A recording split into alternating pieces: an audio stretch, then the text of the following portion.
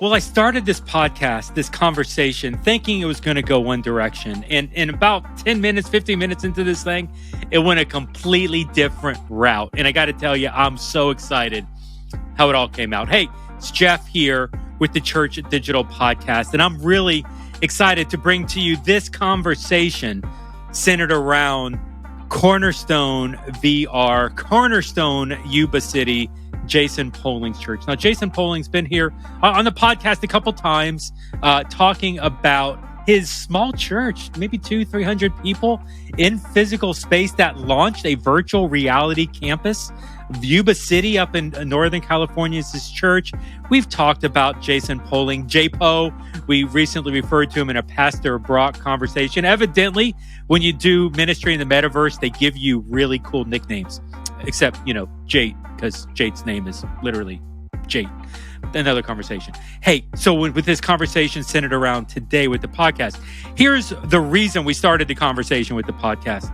Jason Poling was telling me about how the physical church in Yuba City, Northern Cal, and the virtual reality church, which is scattered all across the country, the planet, they were meeting together. The virtual reality people were traveling IRL in real life to where the church was in Northern Cal. And they were doing like this physical meetup involving physical and avatar meta church members together. And they called it Forever Family. And what an incredible principle. I love this. Let's have a podcast. And so we've literally got like 5 people from the church in this podcast conversation. But some of the stuff that came out of this, a baptism in virtual reality, getting people, literally sending people on mission into other platforms than where the church is, activating them to be on mission in the metaverse, activating them to be on mission where they live physically, even though it's on the other side of the country. A church in California is getting someone living on mission in Atlanta, Georgia, through a pair of goggles that they bought through, Amazon or whatever. Like, this is incredible.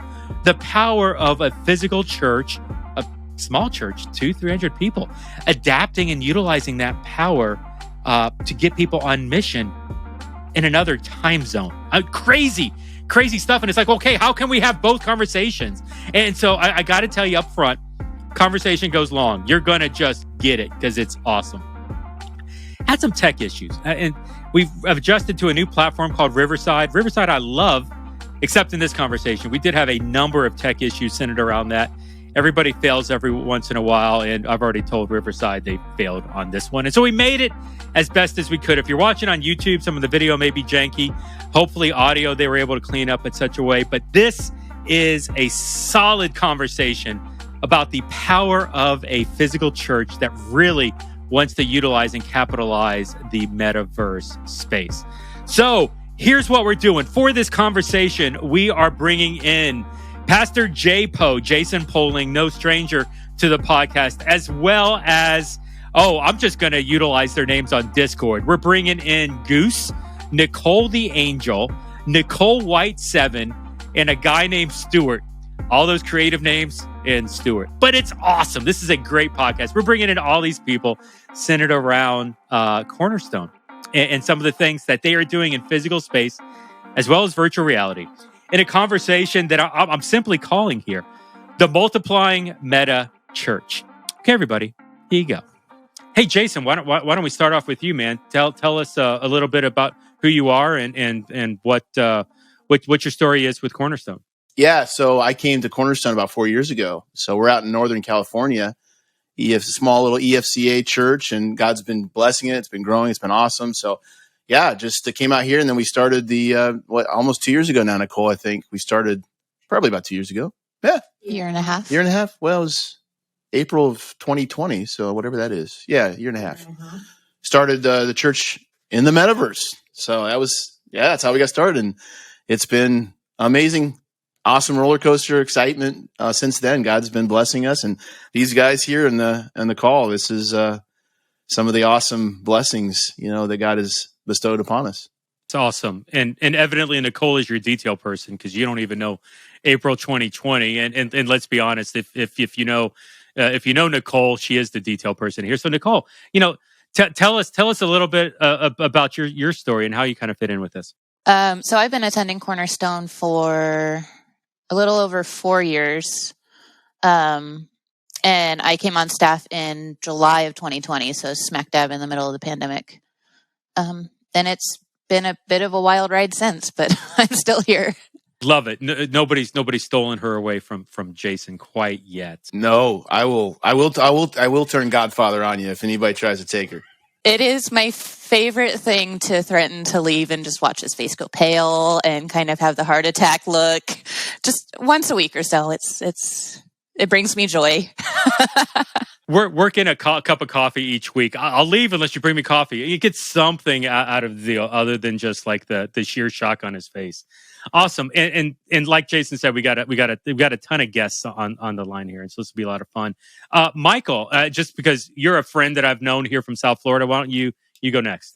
Yeah, so I'm Michael Divinis. Most of the metaverse knows me as Pastor Goose, and I am the metaverse pastor at Cornerstone. I entered ministry in 2017 after running my own law firm for about 14 years. Also made video games, a small video game studio.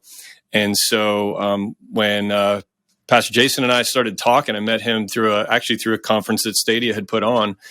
A lot of things had lined up between pastoral ministry and, again, making video games, the metaverse. And so, eventually the Lord revealed that the metaverse was the place that he wanted me. And so I joined Cornerstone in May of this past year and has just been loving every minute of it since I joined.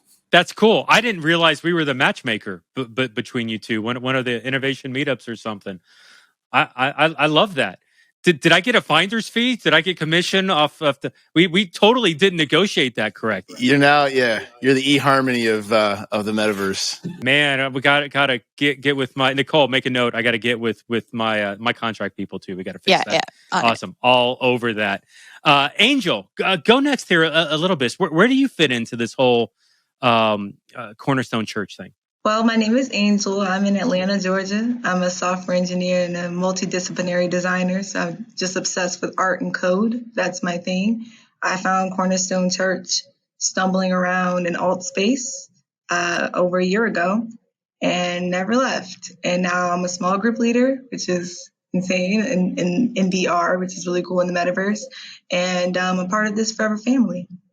And yeah, they haven't kicked me out yet. So Angel, literally in this equation, I mean, everybody else is physical, and you got Michael, who lives in the other side of the country, who's the metaverse pastor, but you're literally one of these people that found the church in alt VR, in the metaverse, and are now attending and active at leading groups in the church. So that's virtual reality. That's fascinating. Stuart, next up, actually last up, I think, if the math is right here. Stuart, tell us, where do you fit into this?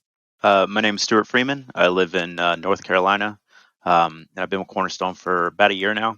I was at my lowest and found Cornerstone, and Jason discipled me through becoming a new believer.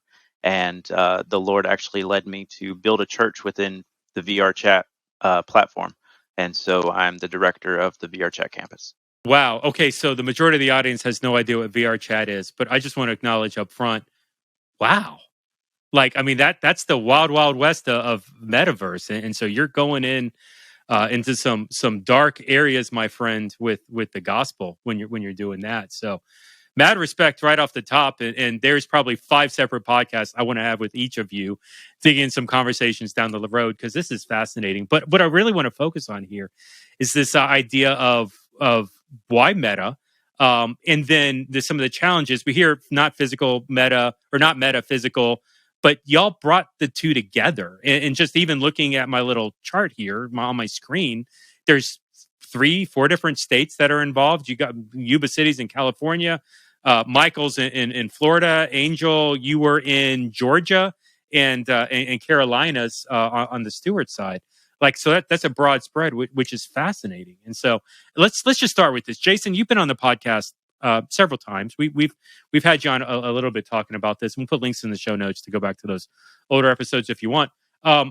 Why be the church in the metaverse? Why even get into this? Now there's success. I'm literally seeing it on the screen, and so there's a win in this equation. But you started this thing April 2020, right after COVID. I know you were wrestling with this stuff in 2019. Like, what was the catalyst that really got you started here thinking about this? Yeah, just Matthew 9, just wanting to get out in the harvest field. That's where people are at. A lot of people are not, coming to brick and mortar IRL churches. I'm an IRL pastor as well, and I love it, enjoy it, thankful for my flock. But we do see people come to Christ. We do see people come through our doors and get baptized. It's been awesome. But in terms of reaching like the 90% out there, and we've discovered in our local area for sure, and I'm guessing that applies a lot of places, 90% of the people are not really, churched or walking with Christ. And so we really just wanted to get out there where people were. And they are out in the metaverse. They're out there gaming. They're out there on social chat platforms. They're out there in the virtual reality metaverse worlds. They are out there in droves, and it's increasing more and more. And of course, now, the Meta, Zuckerberg's announcement, it's just going to keep exploding. And so that is where people are at. That's where they congregate. Those are the new tribes that we're trying to reach. And as we've been doing that, we're realizing people really out there have very little awareness of who Jesus is, of what Christianity even is. There are church people there, but there are a lot, especially in VR chat, there are a lot of people that don't know Christ. So that's why we did it. We just want to go and reach those that are without hope and far from God and need the gospel. That was it. I love that. Zuckerberg's spending so much money on the metaverse right now and the stuff he's talking about with that announcement. The metaverse is going to be a community. It already is a community, and Zuckerberg's investing arguably billions into making sure that Meta reinforces that it will continue and it has the tools to be a community. The real challenge is like, as a church, do we see it as a community worthy of a church? Because the world is investing and organizations, corporations are investing in it. It's just whether or not churches do. And it's fascinating to me that the challenge that churches are really missing by not connecting with people in the metaverse. And so within this podcast, I see Angel shaking her head up and down, agreeing. And so it's I really want to investigate a little bit here. Angel, Stewart, both of you connected with this church, with Cornerstone, via virtual reality. You live literally on the opposite side of the country, 3 time zones away from where this church is, but you're calling it home. Angel, I would love to maybe just start a little bit with you. Were you looking for a church in virtual reality? Were you a church in physical space before? If I can just pry here a little bit, tell me a little bit about yourself and how you got connected to the church. Well, first, I think I should establish, I think others on the call will agree that the East Coast, our time zone, is the correct one. And everyone else is just, in reference to ours. So as long as we put that out there, I'm just kidding. No, I mess with them all the time. I think, the pandemic really was challenging for me.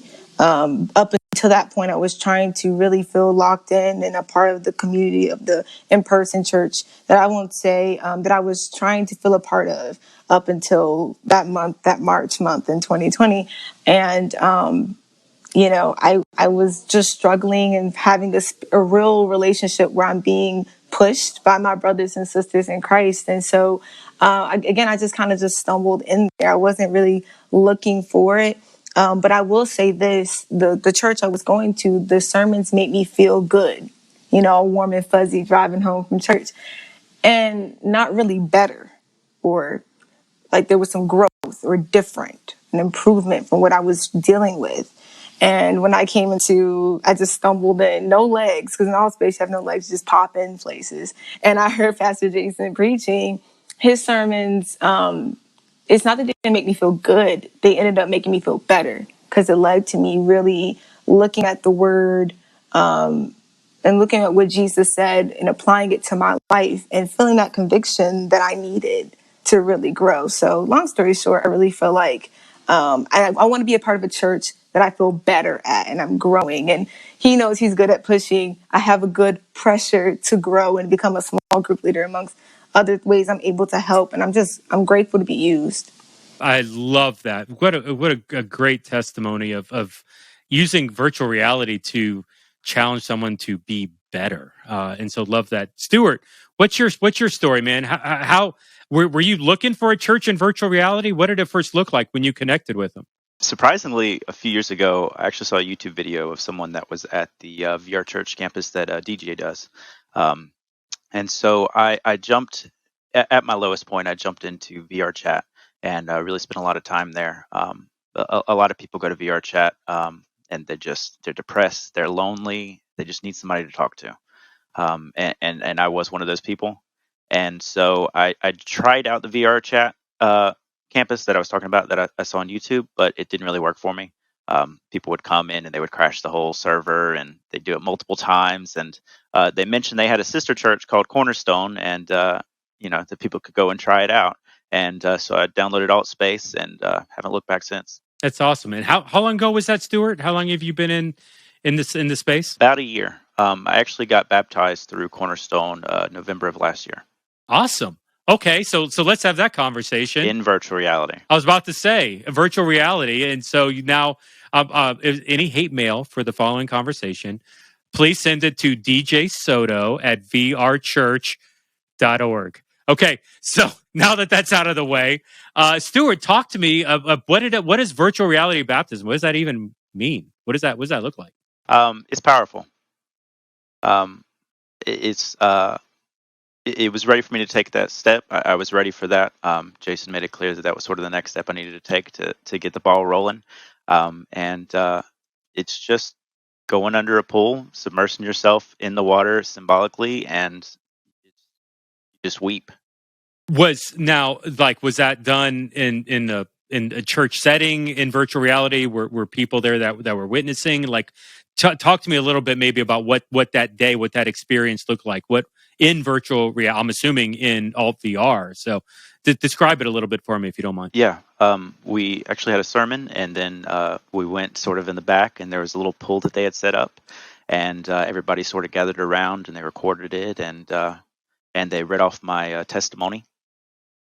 And then, yeah, very cool. It's awesome. And so, like, you as a person, I'm looking at your physical representation. I don't get like all meta here, but like you consider yourself baptized when you went through the VR baptism. I do. I still have plans to be baptized in my IRL church, and we do push for that to also be baptized in the IRL church. But it was amazing. Very cool. Who did the baptism? Who was the baptizer in this? Jason did. Jason, awesome. How many? I totally don't want to get stuck here. I'm just totally curious. How many baptisms have you guys done in virtual reality? In VR, probably 10, 12, 15. 10 to 12. Yeah, somewhere in there. Yeah. Nicole, the detail person, saves the day. Thank you for that. Jason, he's not Southern Baptist, so the answer wasn't 67. It was 100. Yeah, exactly. Get as high as possible. Awesome. Hey, Michael, like you signed on. You were a lawyer. I knew you down here in South Florida. You were a COO or like an operations type of guy, or a business guy with the church previous, and now you're pastor of Meta. What does it mean even to like pastor people? I mean, even like Meta is a controversial enough word, and now you may be the only guy on the planet that's pastor of Meta. I don't know that there's a lot of others out there. Like, what does that look like, pastoring people like Stuart, like Angel in the metaverse? It's incredible. Yeah, and maybe I'm the one with the title, but there's a lot of us, and really a lot of that have already been there well before me, have been doing it just as Jason said, just because the people are there. There are souls, and we need to be there. And so, title or not, there's quite a few people actually having the pastor's heart for the people in the metaverse, which is awesome. Going from operations to pastoring the people, it's been incredible. I mean, that's where my heart always was, and which is another reason why it was just such a natural fit for Cornerstone. When I learned what the expectation was, I was just like, yeah, let's go, send me. seeing and interacting and pastoring Stuart and Angel and so many other people, it's interesting. And there's some of what, I've got my MDiv, I know what all the books say about all this kind of stuff, but then as we know, the books only get you so far. And then there's also no books for some of this. There's never been any books written on quite a bit of this. And so, how to manage people who, it's very much flipped. I mean, this is the way that I would explain it. It's very much flipped in terms of what people are willing to discuss with you. So if you're at an IRL church in the lobby and you're asking someone how they're doing, or what, if you just meet somebody, they're willing to tell you all of their basic information, but very rarely are you going to get what's really going on the surface. In the metaverse, it is exactly flipped. I have met countless number of men and women who refuse to tell me their real name, where they live, what country they live in, but within minutes they will tell me every piece of their deepest, darkest secrets. There many times I have people say, I have only told a few people in my life this, and then they just tell me all this stuff and looking for someone to talk to. And so that aspect of it is absolutely amazing because it's access to people that is unprecedented in such a short amount of time. The challenge, of course, is trying to maintain the relationships, trying to build the relationships so that you can go further and like actually engage in true discipleship. So that's been, on the one hand, it's great to be able to make such rapid progress to a point, but there is this wall that we're like trying to punch through to get people to really kind of like engage on a deeper level, on a more consistent level. That's powerful. What is it like? And I'll just open this up for anybody really. Because Michael, you're starting to pull the thread. People are far more transparent. I haven't told anybody this, but because you're on the other side of the planet and you're not sitting next to me, I feel that I can share stuff with you because this is a safe environment, which is funny because virtual reality feels safe. Digital feels safe, more safe than IRL. What does relationships look like within the church? Angel, you walk into some place, you bounce into some place, you hover into some place for the first time. How difficult was it for you to connect? Stuart, how long did it take for you to feel comfortable enough, because you were recommended from another church that you didn't even know anybody in the space? And so what were these? Was the church welcoming? Was it a solid experience? Did you have to be patient, like a physical church IRL where you have to go several times before you can really connect? And even beyond that, what do these relationships look like in the metaverse? Is this real? Is this lasting? Give me a little bit here on the relationships of Cornerstone VR. I think the way the platform's set up, where first and foremost, you get to set your appearance as you want. So some people to this day are still green to me. I don't know what they look like, and I don't need to, because I know that's my friend, and I pray with them, and I know God knows about, Bender, whatever his username is, and he knows who that is. I believe God has an Altspace account. He has access to all that, so he knows all that.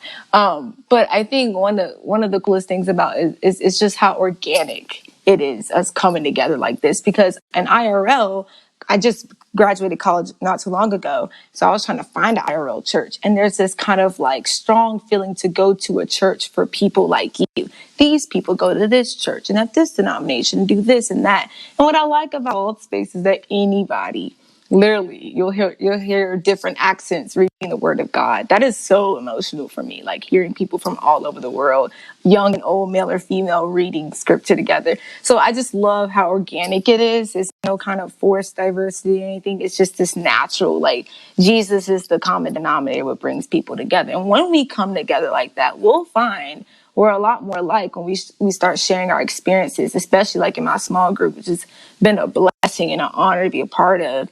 Getting to hear people literally in Scotland, right? saying things and having experiences that like are like mine. I thought I was the only person, because 1 Peter 5 tells us, that we're family believers all over the world dealing with the same kind of struggles, but the enemy is telling me otherwise. So anyways, I feel like when I come into these spaces and I'm able to come to my pastors with what's going on and have Nicole just pray with me after a service, I just think that because it's so spiritual and it's about Jesus, you're able just to like really let go in a way that I haven't yet really found an IRL to match. So that's just my personal experience. Stuart, how about you? What would have been some of your experiences with it? You mentioned, how long it could take to sort of get that relationship kind of thing. When it comes to relationship with a church, it does take time to feel as though it's a church home.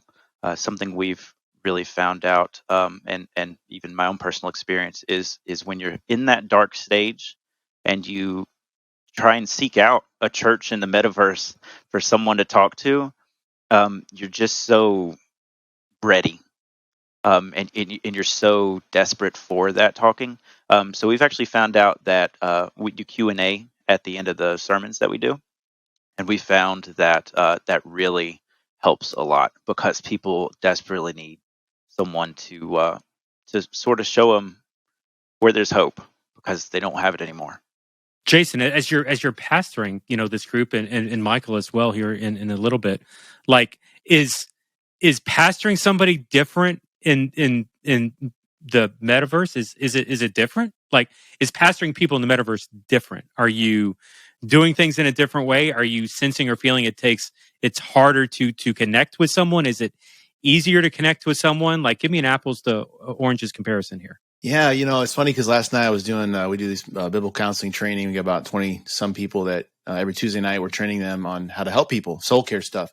And somebody asked that, like doing counseling so I've done counseling in the metaverse as well as IRL. And they're like, is it harder? I mean, is it easier, better, whatever? So they asked a similar question. And I was like, I had to think about it because I haven't really noticed that much of a difference. And they said, if I'm on Zoom or Discord or whatever, I can see them. So that's helpful. But they said, what about when you're counseling in VR? You can't see them. You can't see their facial expressions as much. And I was like, really? I don't know how the Spirit of God does it, but somehow there's this deep connection.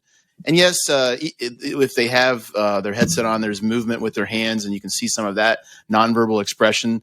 But, I would imagine like can a blind person in IRL give counsel to another person without seeing nonverbals? Absolutely. And so I think you might say, there's a deficiency there in being able to really pastor or connect or counsel people that you can't see. But there's really not. There's something it's the Spirit of God. There's something connects you. And I find myself very bonded to people that I can't even see. You can hear the voice. I mean, that's critical, right?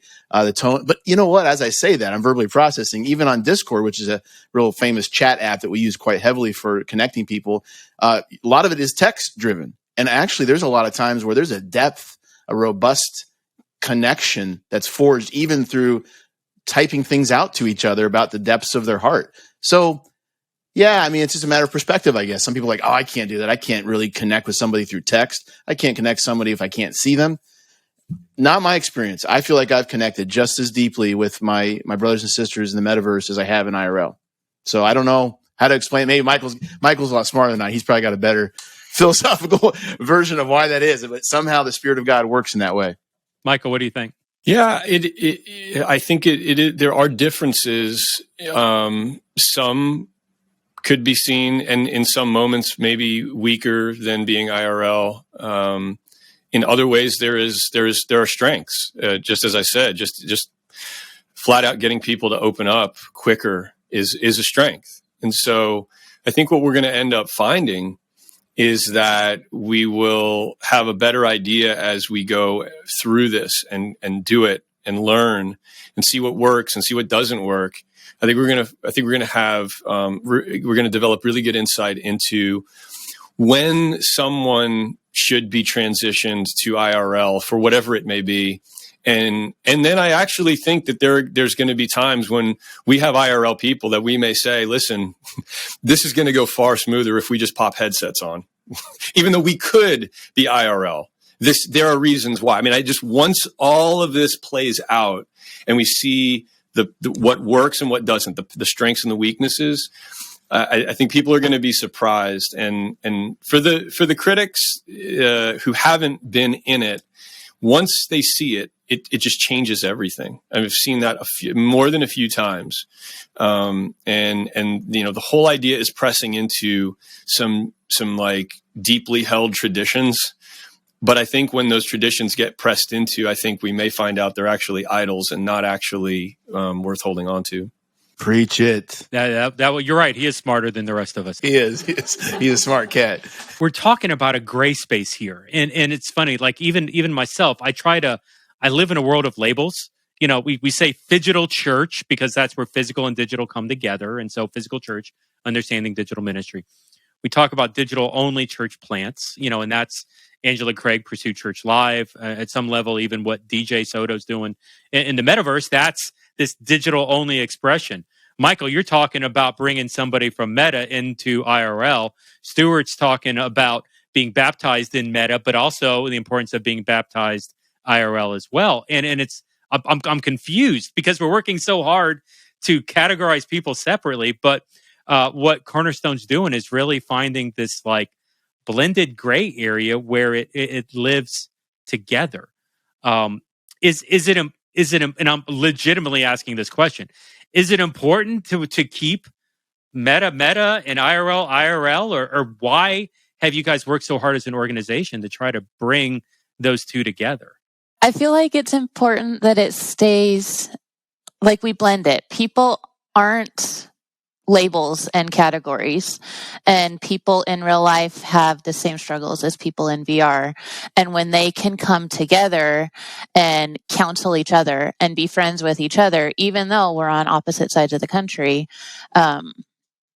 it's powerful. It gets you out of your little bubble, your little Christian culture where you are, and it helps you, like Angel was talking about, see people in Scotland and the UK, and we've had people in China and even areas of Africa and stuff come in and share like their journey and how similar it is, also how different it is.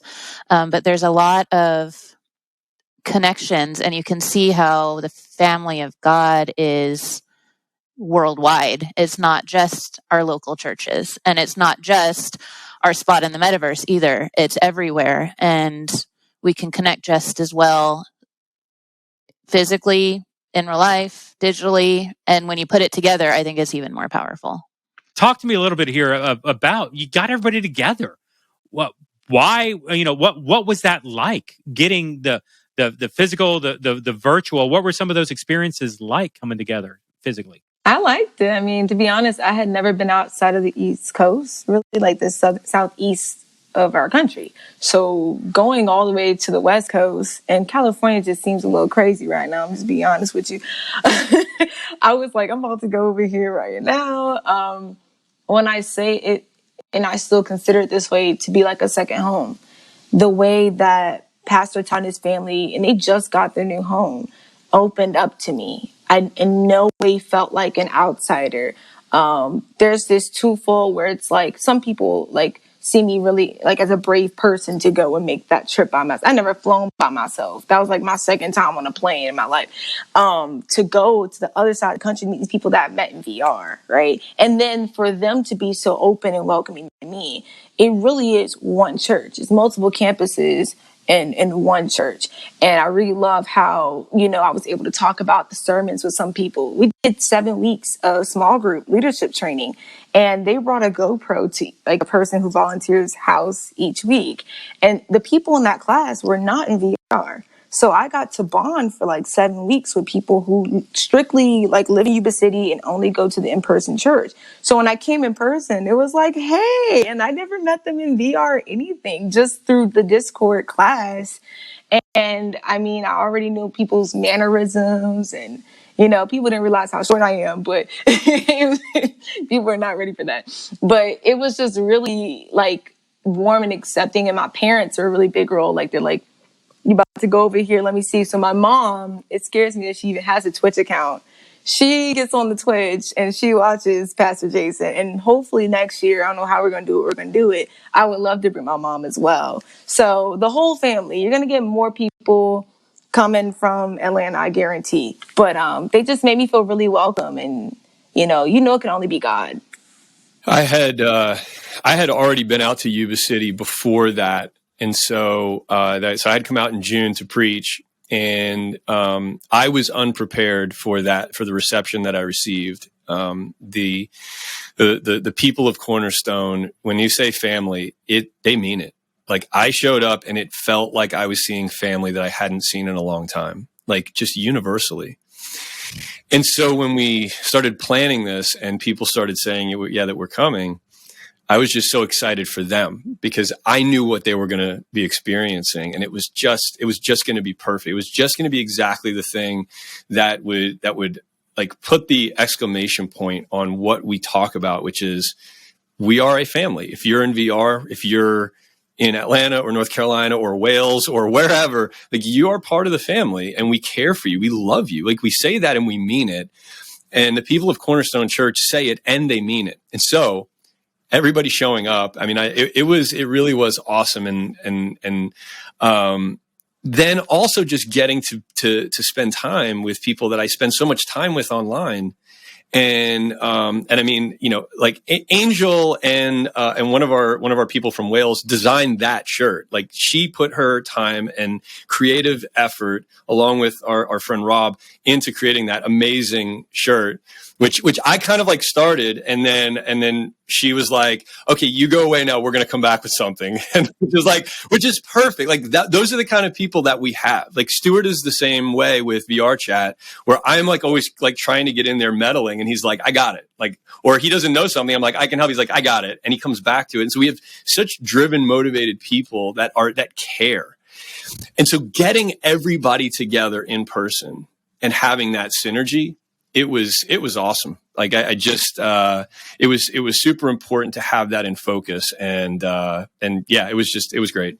And the shared trials that you experience when you go to San Francisco and you're stranded on the side of the road and with no buses that were supposed to be there for 2 hours, together you bond together in those kinds of very hardship moments, which culminated in a drive back from San Francisco with me in the driver's seat, Stuart in the passenger seat, with the two of us just dreaming all of what we're about to do in VR chat, with Jason sleeping in the back. Hey, so let me pull that thread because I was not prepared for this part of the conversation. But what I'm understanding, Stuart, you had a dream for wanting to do something in VR chat. Michael, to your own admission, you don't necessarily understand VR chat as well as maybe some of the other platforms, and so you're empowering Stuart to really get into VR chat.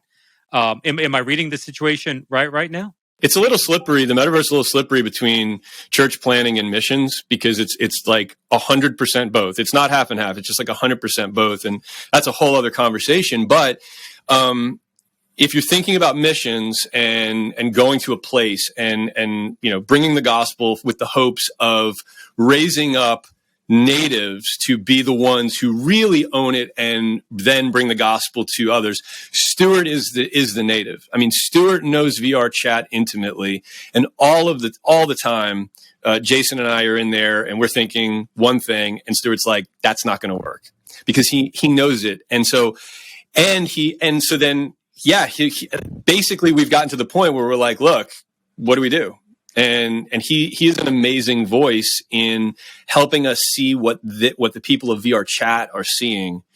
And so I feel absolutely blessed to be. I mean, we consider ourselves literally on the tip of the spear with VR chat as far as ministry goes, because we've got a native who can explain to us what we should be doing, and it's super exciting.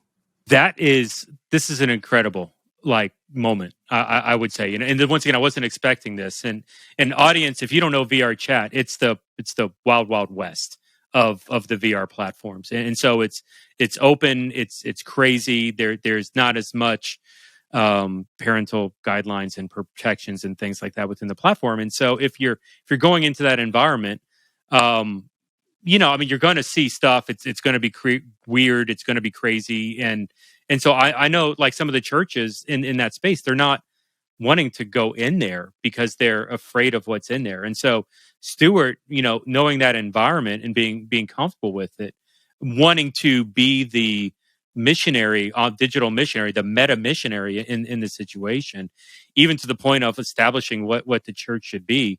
Like, first off, that's an awesome call. And so Stuart, once again, I wasn't expecting this conversation, but knowing what I do, like I really salute you right now for wanting to be the light of Jesus in that platform. And at the same time, holy crap, Cornerstone, you guys are willing to let Stuart go into this environment and you're empowering him. And what I love, Michael, with what you just said is we're not telling the dude what to do. As a matter of fact, we're listening to him. And when we tell Stuart what we think is going to work, Stuart's like, no, that's the completely wrong approach. And instead of telling Stuart you're wrong, you're actually like listening to him and willing to let him give a shot into it. Like, so the number of rules that you just broke in physical church environments is probably 47.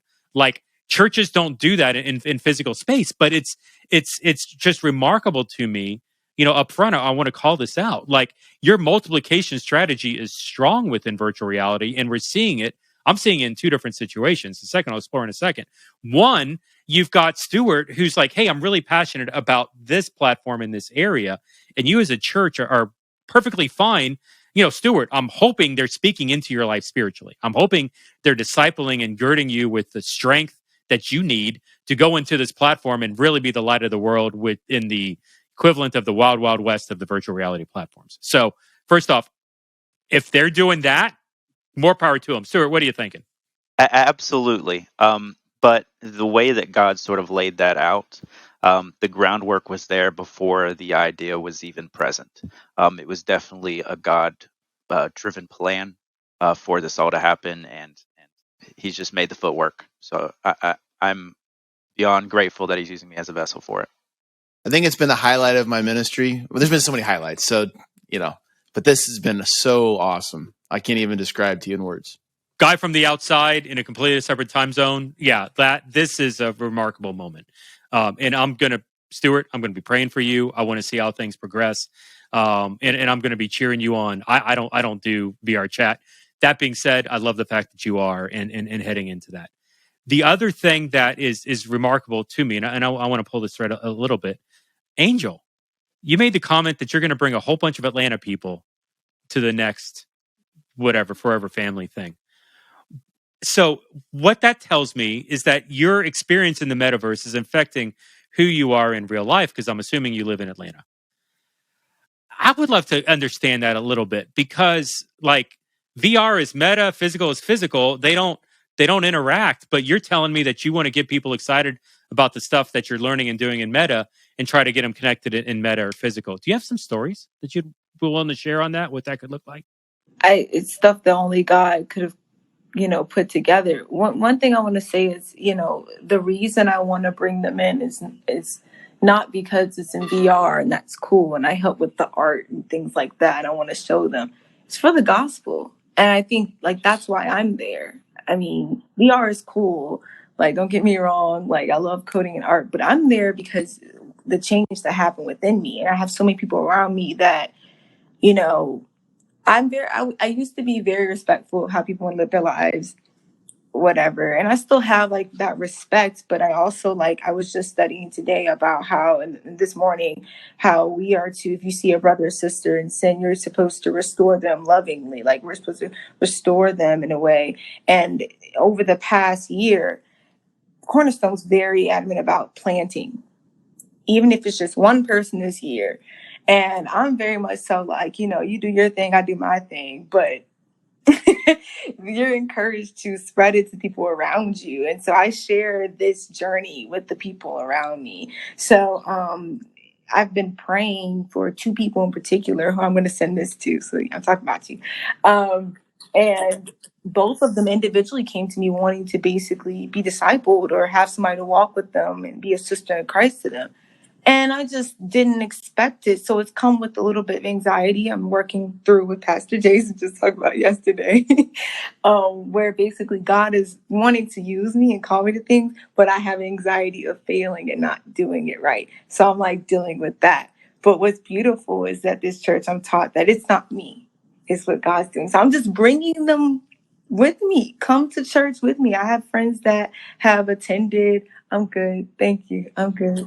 I have people that come to on Twitch, on YouTube, watched it. I have people that I'm basically going to bring with me in my luggage if I have to California next time. It's just that community. So I also got to meet just a few weeks ago someone from my small group. They were coming for the Panthers game that we lost, but we won the Braves. They won the little World Series thing. So I hate on Georgia because Pastor Jason's sermon on Sunday had a lot of Georgia hate, and I tried it. I had some Braves hate in my sermon. But in my rant, I think it's really important that like we understand we have something in common with people across the world. So yeah, I have a lot of stories that I'm not going to ramble on about, but you'll see them here next time we do this next year. I love that. I want to ask this follow up. So the people you're talking to about digital, about Meta Church, about Cornerstone. So you're experiencing church in virtual reality, and you're talking to your friends about it. Do they think it's weird? Yeah, at first. I mean, I have a group of friends that did not think it was weird, which I thought it was weird that they didn't think it was weird, but they know I've been doing this kind of like video game development and stuff like that in college. Shout out to the Aurora Game Development Club at Georgia Southern. But I think they always knew I was artsy and stuff. They're really interested, but some people think it's weird. Some people think they might think it's a cult or something. You're going across the country. You've never met these people. What do you mean you talk to them every week and you have a small group? Is this a game that you're playing? Like someone asked me that last week. Is that a game? Like, no, it's real people. So to answer your question, yes, some people. And then I think Nicole hit a really important point about getting out that Christian bubble. Metaverse or not, we should all be out that bubble. We should all be looking at God biblically and not adding to it or subtracting from the word and being open-minded about how we can spread the gospel. So, And Jeff, it is weird. Like, I'm a hardcore gamer, game developer. I'm in there, and there are moments where you're like, this is bizarre. Like that happens. But for me, what cemented it early on, and I use this example all the time, is in VR chat. One of the first weeks I'm there, and I'm sitting there delivering the gospel to 4 Mandalorians and Paul Blart Mall Cop. And I'm like, I have a picture of it. I'm like, what is going on? And and I'm just going and I'm just like acknowledging like this is weird. But when I got done, one of the guys that was his avatar is a Mandalorian. He stopped me and he said, "Hey, will you pray for me? I have my doctor said that I have a heart condition that is probably terminal. And I was just wondering if you'd pray for me." And at that point, like it all just stripped away. Like all of it just goes away. And you're like, that's a soul. And it's like no different than if I was on the phone with him right now. And if I was on the phone with him, nobody would think it was weird. And that's what and so it is on its face, but it's not when you get down to the fact that it is just souls. And so when you talked about what's the difference in pastoring, it's not. If you care about the lost sheep and the flock, it's actually not different. And one last thing, can you tell the story about how you do it in Pop One? What happens? Can you please share that? One of the biggest misconceptions I had going into VR was that it was all gamers, which it's not. It's heavily social, and that doesn't mean there's not gamers. We're there, but I was taken aback by how heavily social it is, where people don't play games. They're just there for the social part. However, there are awesome games. Population One is one of them. I love it. I'm obsessed with it, and so every Thursday night I will go in and open up a public lobby. I'll entitle it VR Bible Study. And just wait for people to come in. And there's a few of us that will go in and we'll just start playing and wait for people to come in. And invariably, random people will just start coming in. And 100% of the people that come in that don't know what it is think that it's a joke. Nobody comes in thinking it's an actual Bible study. But we go and we play and we don't say anything. We just keep playing. And then in between matches, I will, at some point, I will round everybody up and I will say, hey, we're just in the lobby, and I'll just say, hey, let's get together. We're going to do our devotional now. And like all the people that are like thinking it's fake, they're like, no way, this is really a Bible study. I'm like, yeah, it is. So I'll start going into it, and we'll get the trolls that will start shooting me and throwing grenades at me or whatever, not grenades, but they'll be shooting at me. They'll be building around me and stuff. And it's fine. And I just keep going. And every single week when I get to the scripture, when I say, okay, let me just read from the word, and I start reading the word, the entire place quiets down. Every single time. It's amazing. And like every week I'm like, no way this guy's going to stop shooting me. This guy's determined. I start reading the scripture. He stops and he sits down. And it's just, we talk about like, go where the fruit is. And why do we keep going? It's just because we keep seeing fruit that is being born. And, I do the pop one, and at the end, one of the kids came up to me, he's probably 10 years old. And he's like, what was that all about? It's just a kid from the United States. And I'm like, well, that was from the Bible. The Bible. He's like, no, I don't know. What is that about? I'm like, like the Bible, like Jesus and Adam and Eve. And, you heard that? He's like, no, I don't know anything about it. And I'm like, we grew up in a time when you at least knew what the Bible had in it. And kids now, like this kid did not know. And I was like, have you seen a church? There's a cross out in front of it. Have you seen that? He goes, yes, I have seen that. So do you know what that cross means? He's like, I have no idea. So I had, 2 minutes to deliver the entire story of the Bible and the gospel to this kid. And at the end, he's like, well, that's a lot to process. I'm like, yeah, it sure is. But like, let me know if you want to talk more about it. And that's it. And so it's just like the opportunity to plant seeds like that and reach kids, men and women. It's just unprecedented. So when you talk about reaching the ends of the earth with the gospel, man, this is a pretty good shot at it. I love hearing about the pop one. And we'd be remiss if we didn't share a story about our sweet Alice. Right? We got it. Nicole's got it. I don't know, Jeff, if you have time for that, but there's a story that's just, man, so powerful. And it goes along with what Goose is saying in terms of reaching people that are far from God, and then how they got connected to the Forever family and are being discipled and equipped and doing ministry and reaching. It's crazy. So Nicole, go ahead. You got to share, because she's discipling our sister. Oh, Alice. Yes. So about probably a year and a few months ago, somebody popped into our alt space service. She was flaming red hair, flaming red outfit, and her avatar name was the future queen of hell. And so understandably, we kept a pretty close eye on her that first service. And she told me later that she had come in to troll. She had come in to cause problems because she was bored one day. She didn't have anything else to do. So I'm going to go cause problems at this church. But she kept coming back. And as she kept coming back, like more and more people started befriending her. We started talking to her, getting to know her a little bit. And just through those, like, we never pushed anything on. She was very clear in Discord that she was not a Christian. She didn't believe any of this stuff, but she kept coming back. And so we just befriended her. We played games with her. We talked to her. And through that friendship, she started to trust us, to the point where I think it was December, January of this last year, she messaged me on Discord and said, hey, I'm having a really hard time with something. Can I talk to you about it? I'm like, of course. Yes, please do. And so she talked to me about how she was having this trouble at work. And as I was talking to her, that led to me just asking her, hey, do you want to get together once a week and just read the Bible? Just, that's it. Like, not like a Bible study, not trying to push anything on you, just so you can ask questions. And she said yes. So we started doing that.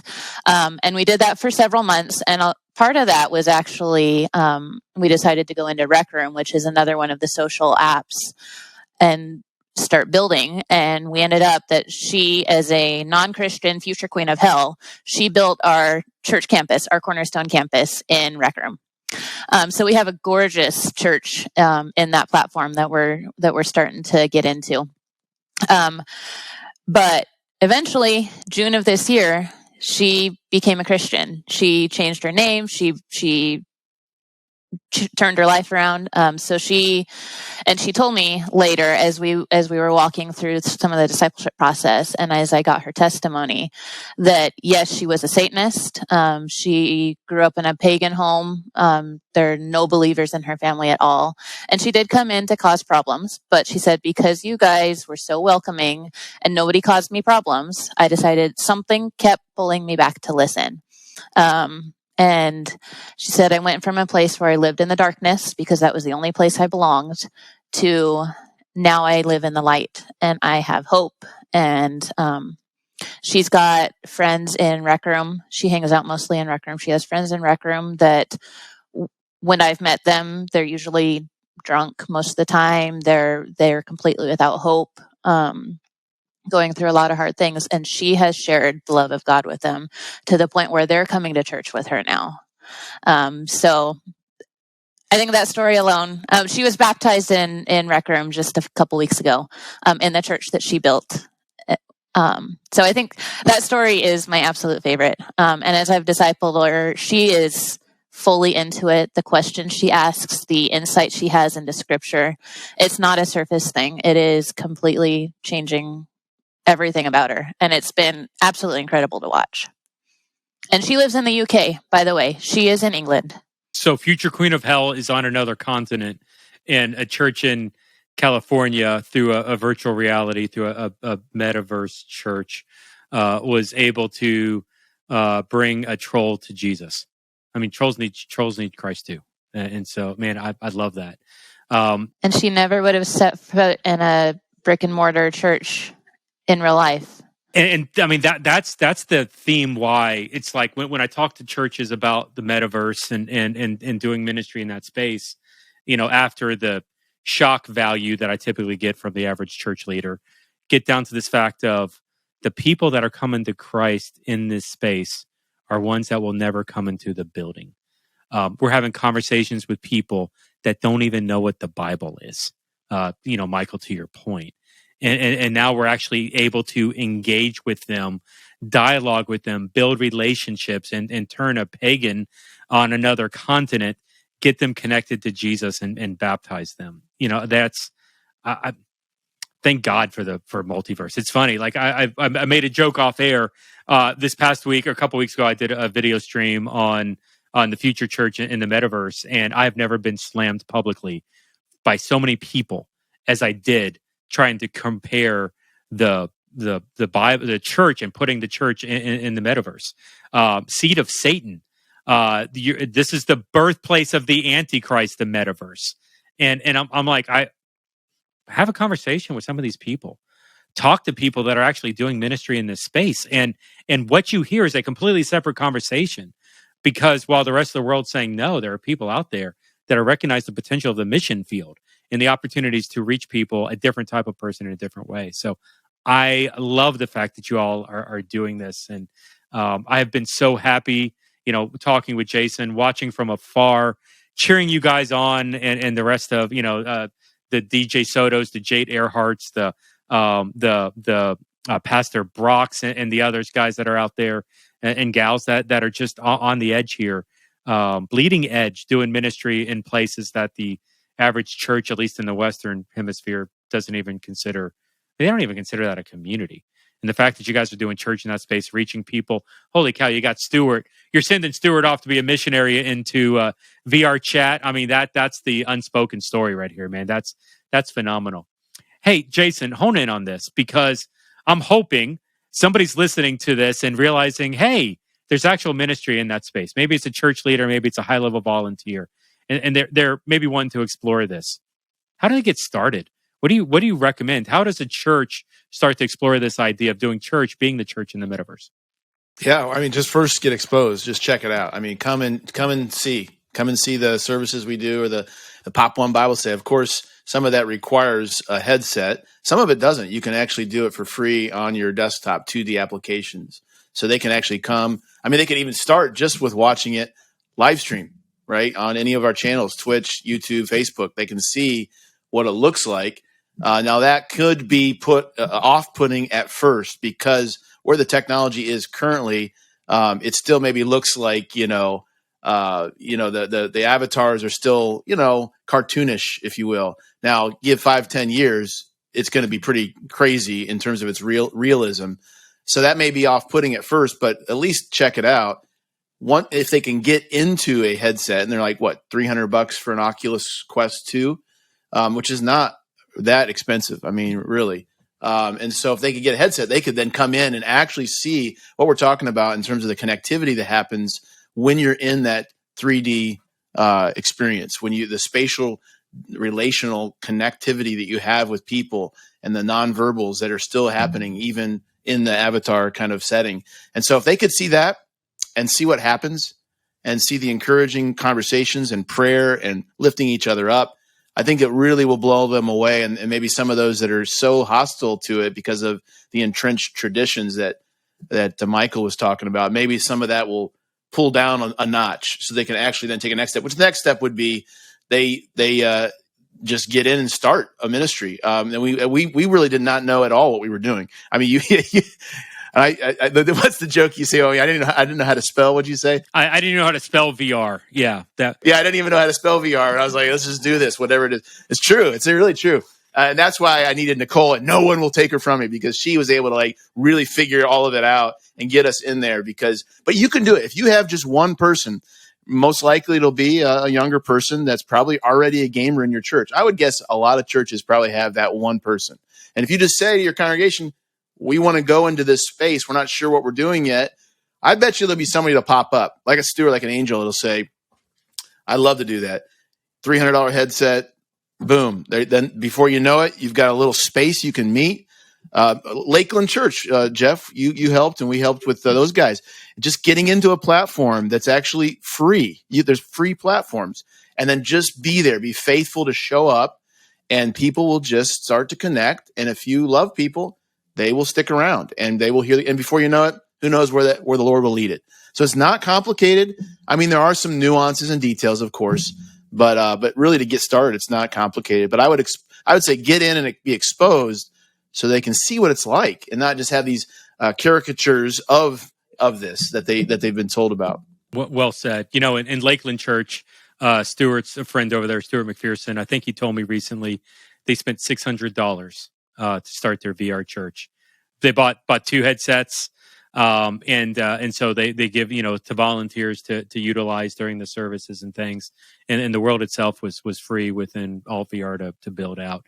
Yeah, I mean volunteers need to get involved, and you need to staff it or at least structure it some way, accountability under staff. But there's the actual execution of this is dirt cheap in the virtual reality realm, and I mean, and the fruit of it. These stories are phenomenal. The future queen of hell getting baptized and things like that, and that's what a phenomenal story that's just starting. And as she's developed and is starting to, you said, even bringing some of her friends along and championing this idea. You got Stuart, who's owning this idea of being a meta missionary and running into VR chat, the wild west with the light of the gospel. Angel, who's taking this information and this understanding, and she is literally being the feet of the gospel in physical space, being encouraged by Meta family. Like there's 2 phenomenal stories just within those 2.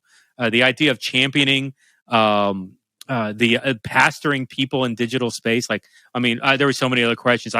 Michael, we're going to have to get together and do a podcast later on this because I want to unpack so much more. Forget Jason. Like he's done. Let's. I'm old hat, man. I was born in 1975, Jeff. This guy's like ancient. He's like grandpa. I'm surprised you still have your teeth in your mouth. But some of the options, some of the opportunities to even learn from you, Michael, and this is great. And honestly, and this, maybe I should have said up front, but you're the only church I know that. Well, I mean, maybe Lakeland, I think, is getting there, but that's doing 3 expressions of church. You're doing physical, you're doing avatar, meta, and you're broadcasting services as well. So you're doing like a phygital approach. That's 3 modes. And by the way, last I asked, you were like 250 people at your physical environments. Like, how big are you now? Yeah, probably attendance 250. Yeah, maybe 300, something like that. But yeah. I mean, so this is not a mega giga multi. This is not a very rich, wealthy church that's just burning money here.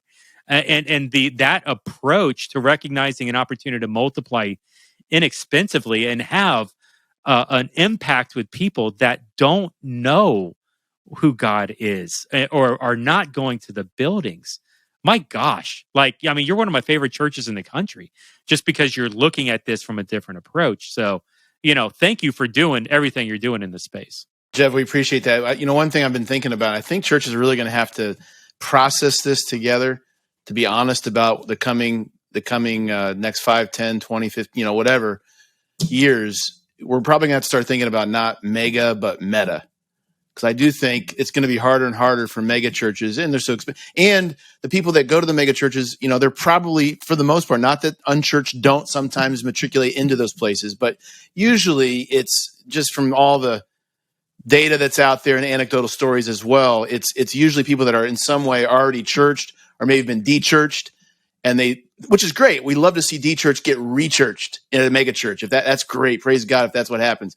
But as far as like really making a dent in the unchurched, massively unchurched population, right? Gen Z, Generation Alpha, it's unprecedented the levels of unchurchedness that exists there. And so I think we're going to have to go towards meta, not so much mega. And I think there's some expressions, and maybe someday we can talk about this, but with the hybrid approach, for example, Stuart, he was in the VR church, and then, he and I talked about how to get connected there in North Carolina, and now he's at in real life church. So one of the things we are excited about is the possibility of when you connect all these people in the metaverse, then help them find also a physical church, and then they infect or influence that physical church to say, hey, maybe we should start thinking about church differently, and they get them involved. And then before you know it, man, the whole church is working together collaboratively to do the Great Commission together. On top of that, what Angel's talking about, I mean, she's got like 12, she's literally got 12 disciples. I was looking at a picture of her small group, 12 people. She's in the front with the picture and the avatars. I'm like, oh my gosh, you're like following Jesus's path here. But she's already gotten people connected in IRL. Like you said, her family from Atlanta and friends that went to the Panthers game with her. One of the thoughts is, what if we have some micro church expressions, some organic churches that grow up in IRL that are in some way centered on this concept of the metaverse. So you get them excited, but you're still meeting IRL. There's a local expression, but then they're getting out together as missionaries into the metaverse. And so now you have all these churches that are just local, micro, cheap, not expensive mega churches. And I think that's probably going to be the next phase of the church, at least in the West. Because I don't think the mega church, I just don't know if they can over time, they'll be the big ones that survive. But I think we got to go meta, not mega. Let's do this. We're going to do another podcast on this, and you listening audience, I agree with everything Jason just said. And if you're still listening to this, I don't know when I'm going to play this podcast, so it may or may not be relevant. But if you haven't heard a major announcement coming out of theChurch.digital, pray, because everything Jason just said, we're going to try to make a reality, come in a big way for a number of churches in America and around the world. So the listenership tends to die off towards the end. So it may be my mother who just heard that podcast. I don't know who else is actually listening. She can start it. Listen, my mom's leading 3 small groups online. Actually 2. She's multiplying into a 3rd. And so she's, and my mom's 75 and is doing, she got disciples all over the freaking country. It's well, hey, Jeff, you'll have 2 listeners because my mom will also listen to the end with your mom. Mom power for the win. Hey, seriously, mom power. All about it. That's awesome. Hey, Angel, I'm just curious. Within your virtual reality, within your meta small group, how many states, countries, like what's the distribution of that? Is it hyper local to you or is it all scattered all over? Definitely scattered all over. The cool thing is I actually went to my hometown, Savannah, this past weekend. I had my mom join me as a little special guest to the small group. They loved her. It was awesome. So there's so many accents. She was just like in awe. Literally all over. All those countries I said earlier. And you would hear it. When we read the scriptures together, you can tell someone is from or somewhere else, especially when it's like super late for them. I mean, it's late for me too, but it's super late. And then someone else is like, oh, it's not that late. We're all in different time zones, all in different continents, countries, different experiences. It's definitely spread out. It's very rare, I think, to find people actually near you. When I do find someone that's like in Georgia, most likely they'll be in Atlanta. I'm like, oh my gosh, because it's kind of rare. Love what you guys are doing. Love what's coming out of the church you wouldn't expect it to, the small church on the West Coast that is attacking the multiverse, the metaverse.